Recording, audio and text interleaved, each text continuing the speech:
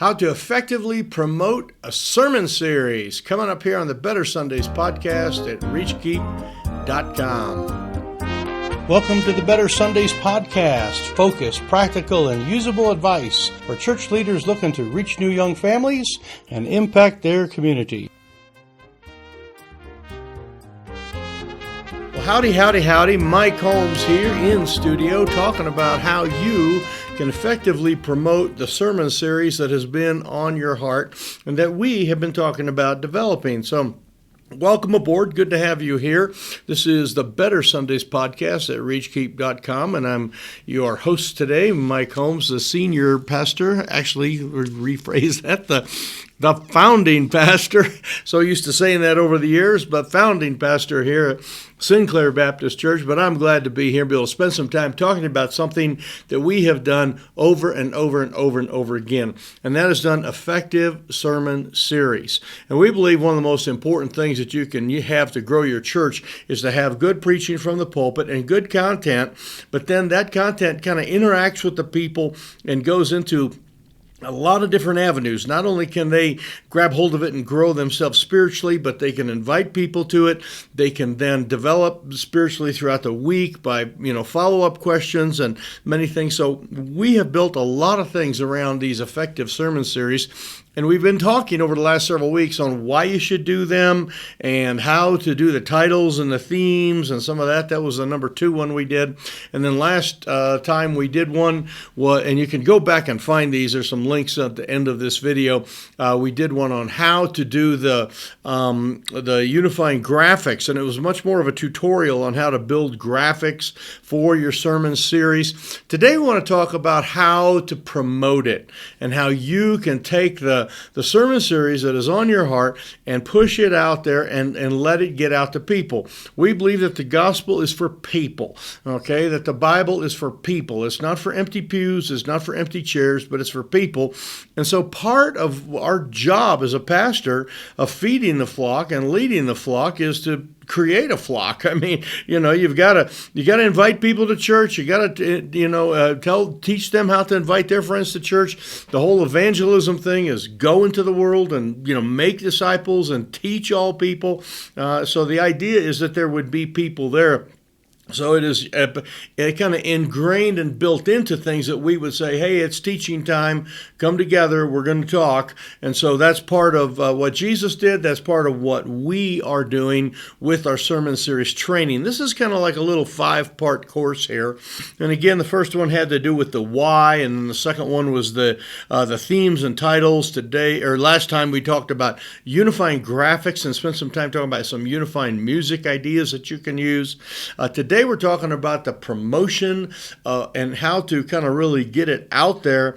And then next week we'll be covering the whole idea of, how to make it kind of your sermon kind of stick a little longer and how to get it into Bible studies and into groups and get people talking about it throughout the week and just give you some ideas along that. So make sure that at the end of this one that you click the link and go back and watch the last one or follow the next one, the next one coming up, and that would be good. So anyway, we are here today, and I'm going to give you a little demo as well on some Facebook. Some people have asked about Facebook ads and groups. I will give you a short demo here in just a little bit on that. And then I want to give you really kind of the sort of 3 very simple things, and you like to write things down. I know you're sermonizers, you're pulpiteers, you're people that write a lot of things, and I want to give you three points here, and then I'll give you a little bonus kind of at the end.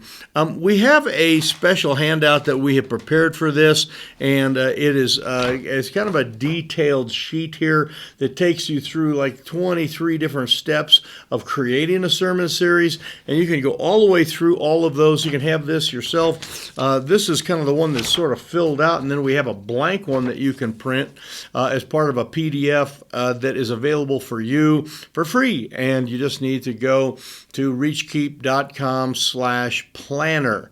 And when you go to planner, you'll be able to get that, and that'll get you what you need. So as always, take time to hit the share button here or subscribe if you've not done that. We appreciate everyone who has subscribed to our channel, and we're growing, and it's exciting, and it's fun to talk to new pastors every week. I talk to pastors and do coaching online with them, and I'm just grateful for the opportunity to minister here at the reachkeep.com ministry out of our church here at Sinclair Baptist. So let's just jump into kind of these things here that we've got, and this is sort of the really, really important thing.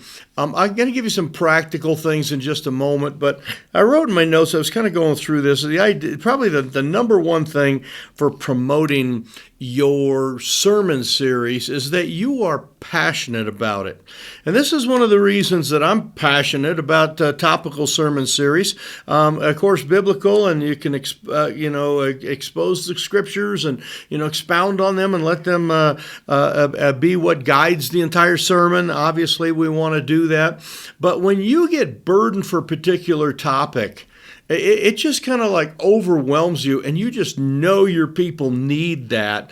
That is something that then becomes, it's sort of the beginning of a sermon series, and this probably in the timeline would be like, 6 months before you'd ever preach it. You're like, oh man, I really need to teach on forgiveness, or really teach on responsibility, or I need to teach on local church, or maybe end times, or, there's a lot of different really cool things that you can teach on. But when that concept is part of you and it's just overflowing out of you, that is the birth point of a topical sermon. And you're reading the scriptures, you go, oh man, there's so much topic on this one particular area. I need to really slow down and teach on this for a while. That is the birth of a sermon series. And the passion is what really needs to be there at the beginning, and it needs to kind of be there. And because people learn kind of in groups, or they learn in concepts, they learn in categories. I mean, like for example, if you went to college, you would probably get a class on accounting, and you'd probably have a class in English, and you'd have a class on history, and you'd have all these things so that you can focus on a particular discipline. And the Christian life and growing and maturing your people, focusing them on a particular discipline or an aspect of the Christian life is just a great way to see them move forward in their life. Now, you and I get excited about lots of things, and probably if you're like me, you're reading in your devotions or you're reading the Bible commentary. I was this morning reading some stuff. It's like, oh, this is really good. And you get really excited about it. That's kind of the birth of the series. But what happens is many times people prepare their sermons later, and they're late in the week, and it's like, oh, what am I going to preach on? And they kind of sort of know, and then they kind of work on it. And believe me, you can preach a red hot sermon that you wrote on Saturday night. Okay, we all know that God gets hold of your heart. You can really do that. The problem with a later prepared sermon is that none of it like oozes out of you and gets all over your people, okay? This is kind of a gross illustration there, but it's the idea of like, all right, talk about like, say you've got the topic of bitterness and kind of forgiveness, and it's sort of just brewing in your heart, and you're working on it, and you're studying, you're going to preach on it here in 2-3 weeks, and you've been researching for months. That's coming out of you, and people are seeing that, and you're going to go, folks, don't forget to be here. The end of next month, we're going to be starting this sermon series on forgiveness and how to conquer bitterness in your life and how to be free. See, that's getting all over you. You can't do that on a Saturday night. In other words, you can get all fired up on a Saturday night, but you can't leak all over, and ooze all over and have it spread from you when you do that. So that's why we need to prepare early. So the idea of passion ahead of time, the conscientious forethought, and just really knowing where you're going with these things is what really helps us. So in my notes here, I just had this idea that it's something that you just gotta say, and you just gotta got to get it out. And when you just got to get it out, you have a sermon series. It is right there. So that's the first thing. The second thing, as far as like promoting it, and again, it comes from you. It all starts with leadership. The second thing is a promotion, and we're going to get to kind of some social media and talk about that in a second. But it's really is your people. It's you have sitting before you, dozens or hundreds or thousands, whatever the size of your church is. Most of you probably in the dozens, to 100 range right in there from the folks that I work with. But you have all those people, and if you want to promote something, there is your answer right there. Getting them excited about what is coming in the future, and they go out and they promote that. And this is so, so important to be able to learn how to leverage this. Now, there are many, many ways of this. The first one is what I just said, is as you're excited about it, your excitement runs off onto them, and they get excited about it too. And then they can, because they know that you have planned this thing ahead of time and you're working on this and you've kind of alluded to, the sermon series coming up, they will be able to invite and to attend themselves, or make sure their kids are there, make sure their spouse is there, make sure people are there. Because of your excitement, they're going to be able to do that. So your people are kind of your greatest thing. Now, your people can get involved in a lot of different ways besides just them, being excited and having your knowledge there. You can have them be involved and do some, special decorations for things. You can have them do mailings. One of the things that we've done many times is we have done like a postcard mailing for a series that's coming up, and we have just given the postcards out to the people and say, please send these out, mail these out to some of the people that you know.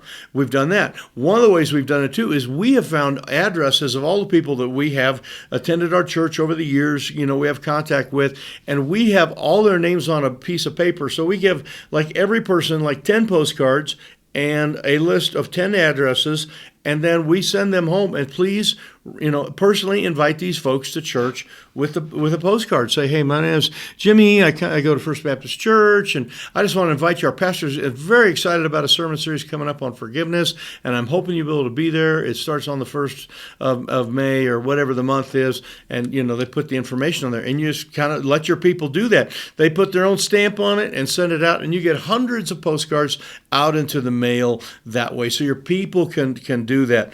They also can do something, and we're going to talk about this in a little bit more detail at the end, of sort of the secret weapon. One of the secret weapons is what we call posting, okay? And is where they actually, you take some flyers and you put them out, and you can have people post them in their apartment buildings or whatever. I'll get into that in much more detail in just a moment.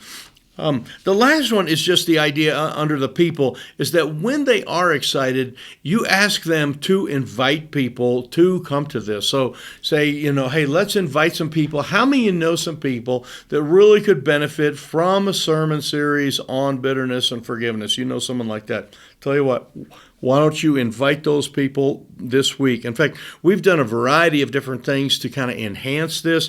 One of the things we've done is we have taken a Post-it note, one of these little sticky things, okay, and we put one of those in the bulletin, and it's just blank in the bulletin. And I've asked during the sermon, then I have said there's a Post-it note there, and what we're going to do is we're going to pray for people to come and hear the message of forgiveness of Christ, learn how to no longer be caught in the bondage of bitterness, and that they can be set free. And if you know somebody like that, I want you to take your little pen and I want you to write their initials on that piece of paper. Now leave that little sticky note right there on your Bible, because someone may come to your mind during the sermon and you write their initials down. And someone may come to your mind during the offering, you write their initials down. Someone may come to your mind other times, you write their initials down. And what we're going to do at the end of the service, I'm going to have everyone come forward and put the little sticky note on our prayer board over here. And what happens is everyone comes up and they put their little sticky there on the prayer board, and we are going to take a picture of that and give that out to every one of you, so every one of you can see all the initials, and all of us are going to pray for every one of those initials that are there. Don't put any first names, don't put any last names. Let's just put initials, and let's pray for people to come to this sermon series. You see what you're doing? You're creating a lot of excitement, and they got all the initials on there. Some of them there'll be 2 or 3 initials. One that'd be just one set of initials, and they're so burdened for that person. Some people put 20 sets of initials on there, and we pray for those and ask God to bring GW and XY or whatever. XY. Now that would be an interesting set of initials. But anyway, we pray for them that they would come, to our services. So and learn the message of forgiveness. So please do something along that line. That is a great way to get your people to invite people to come to church. So that is the one there. So we have the passion, we have the people. The last one here is just this idea of the promotion that comes through what we would call social media or any type of thing, and then I'll give you the little secret one at the end. But on social media, there's a couple places where you can do it, and a lot of people advertise on Facebook, and the reason why is because Facebook is the powerhouse that is out there.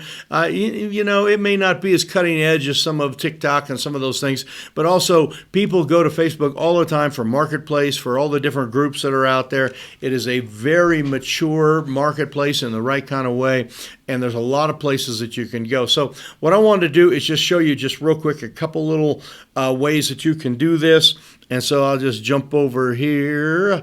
All right, this is kind of the profile page for me. Yours truly, there's me, and then this is everything that I have, been posting over the last a little while. All those particular things that are there. So this is my profile page.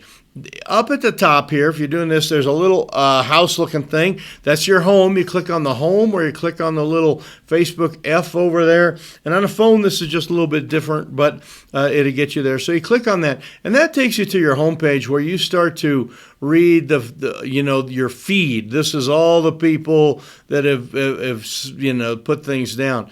On the side of that particular thing over here is a place called the Ad Center and the Ad Manager. Both of those are the places where you will do ads. We'll go to that in just a moment. But the other thing right above it, is a thing called groups. So I'm going to click on groups, and this has all my particular groups in it, and you hit the word discover there, and it will bring up groups in your particular area. Wherever you are, your Facebook is managed out of a certain zip code. However, they know everything about you. And I'm not sure where you change that, but that's probably in your personal settings there somewhere. But these are all groups that have to do Carbon County, that's the county we live in. Rollins, that's the county seat here. Encampment, another nearby town. Just a variety of things. Wyoming, buy, sell, and trade with a big buffalo there. Yeah, there's just a bunch of different things. I could join any one of those groups, and when I join those groups, and again, that's under the Discover thing, that is where I am able to make a particular post. So let me go to a particular one here. This is called Rollins News and Chatter, and this is just our county seat, which is a few miles from where I live, or where our church is, about 5 miles away. And it's got, I don't even see it right here, but I know that there's like 10,000 people on this particular thing.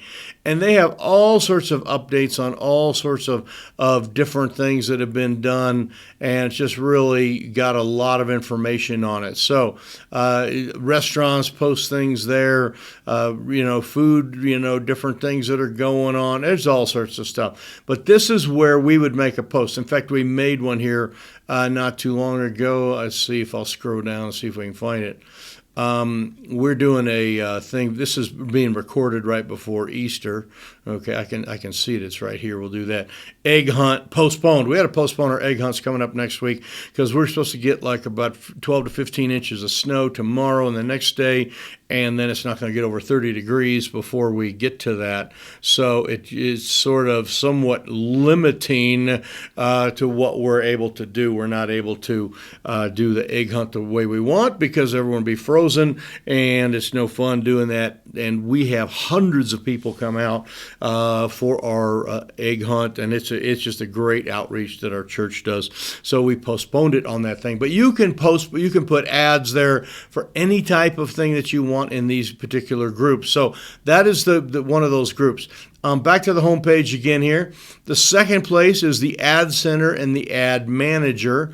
The place for you to start if you've never done any things here is to go to the Ad Center, and it will give you some ideas on how to do ads and how to get started. There's a button here that says advertise. There's one down here, and you just find the button that says start ad, create an ad, advertise, and there'll be 3 different buttons there, and just follow the directions. They're really pretty simple, and they will get you to where you need to go. So it's just a great way to get going and do some ads. Number-wise, I can tell you that what we have done with our particular ads is we have had we do Easter ads that go out this week. We usually do them. They run to, there's about 10,000 people in our community. They go out about 4 times to every single person that is out there. So we do about 40,000 impressions, and I'm not sure what they call it on Facebook, but